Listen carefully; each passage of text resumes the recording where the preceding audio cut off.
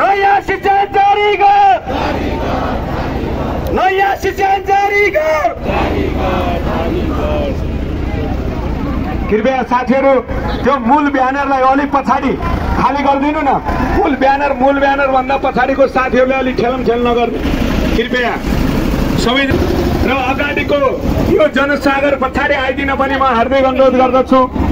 बिस्तारै अलि बिस्तारै त्यो ब्यानरमा रहनुभएको नेतृत्व पङ्क्तिलाई हजुरहरूले धकेल नगरिदिन पनि म हार्दिक अनुरोध गर्दछु।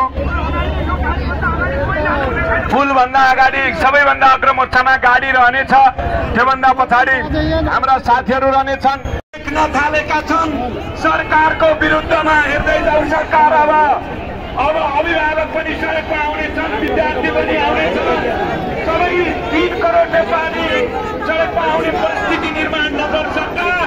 त्यसैले म टाइममै भन्छु, विद्यालय शिक्षा जारी गर, विद्यालय शिक्षा जारी गर, विद्यालय शिक्षा जारी गर। ए सरकार 1 क्लास 2 क्लास 3 क्लास पढ्ने विद्यार्थीलाई पनि चेतना भइसकेको छ।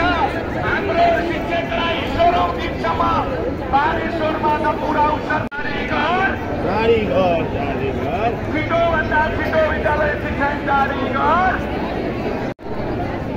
हाम्रो आन्दोलन जारी छ, हाम्रो आन्दोलन जारी छ। एउटा हिसाब नमिले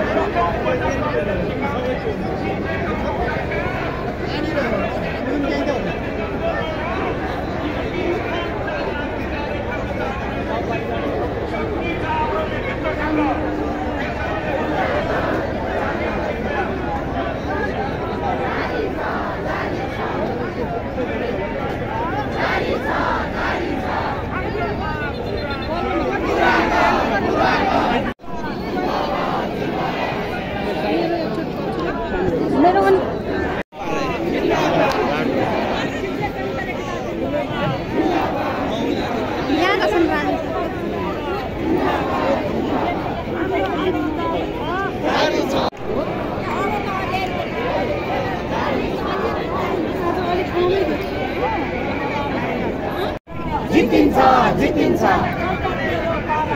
दुःख पाए साराले, दुःख पाए साराले, दुःख पायो साराले, दुःख पायो साराले। जितिन्छ जितिन्छ जितिन्छ जितिन्छ।